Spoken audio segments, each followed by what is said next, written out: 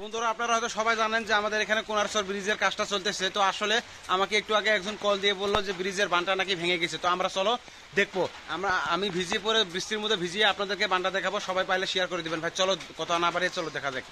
তো আমার প্রিয় ভাইরা, আপনারা জানেন সবাই যে ভিডিওটা আমি কালকে একটা ভিডিও দিয়েছি আপনাদেরকে যে ব্রিজের কাজ চলতেছে, ঠিক আছে। তো আজকে আমি ওইটা দেখাবো যে ব্রিজের বানটা কিভাবে ভেঙে গিয়েছে, ঠিক আছে। আজকে প্রচুর পরিমাণে বৃষ্টি হয়েছে। প্রচুর পরিমাণে বৃষ্টি হওয়ার কারণে আমি আপনাদেরকে দেখাবো যে কিভাবে ভেঙে যাচ্ছে। আসলে এভাবে ভাঙলে তো তারা কাজ করতে পারবে না।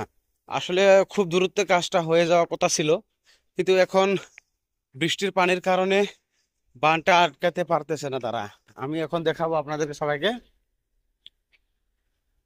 তো দেখুন ভাই, আসলে এই যে নদীতে দেখুন ভাই, নদীর সবগুলো পানি নদীতে যাচ্ছে। ভাই দেখুন কিভাবে বাঁধগুলো ভেঙে গিয়েছে। আসলে তারা কালকে পরশুদিন কাজ করে সঙ্গীগুলো ভাগ্যস তারা বসে নিয়েছে, নয়তো কাজ করতে পারতো না।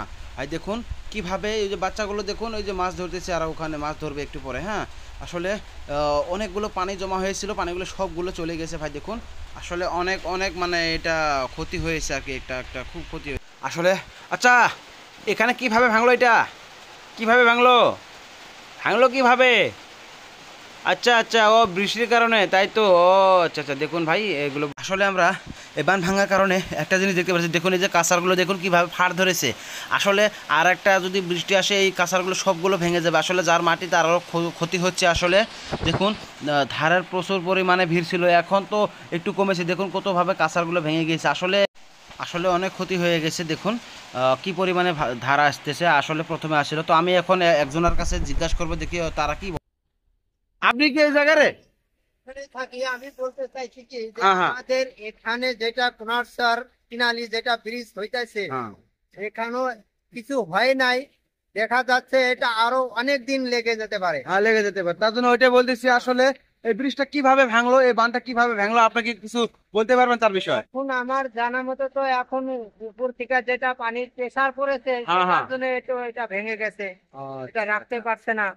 তো ভাইয়েরা দেখতেছেন, আসলে আমি এখানকার লোকদের কাছে জিজ্ঞাসা করতেছি যে আসলে এই বাঁধটা আসলে 3-4 বার ভেঙে গেছে। ভেঙে যাওয়ার কারণ কি? আসলে প্রচুর পরিমাণে পানি লুট টানতে পারছিল না।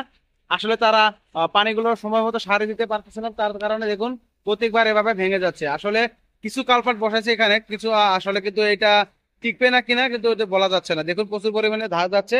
আসলে খুব ক্ষতি হচ্ছে এখানে। তো বারবার ভেঙে যাচ্ছে কারণ কি, এটা এগুলো ভালো করে কাজ করতে পারতেছে না। তো এই হলো পরিস্থিতি, আপনাদেরকে দেখানোর জন্য আমি চলে আসলাম। এই বৃষ্টির মধ্যে ভিজে ভিজে আপনাদেরকে দেখানোর জন্য আমি ভিডিওটা বানালাম। তো আপনারা প্রচুর পরিমাণে শেয়ার করে দিবেন, প্রচুর পরিমাণে আপনারা শেয়ার করে দিবেন, ঠিক আছে, যাতে কাজ করা মানুষগুলো দেখতে পারে। হ্যাঁ, যাতে কাজ করা মানুষগুলো দেখতে পারে যে তারা কিভাবে কাজ করেছিল। আসলে এই বানটা ভেঙে গেছে, তারা হয়তো জানতে পারে না। আসলে তাদেরকে জানা উচিত যে কিভাবে বানটা ভাঙতেছে, তাদেরকে কাজ করা উচিত, এখনও দ্রুত আসা উচিত। তো আপনারা শেয়ার করে দেন বেশি বেশি করে।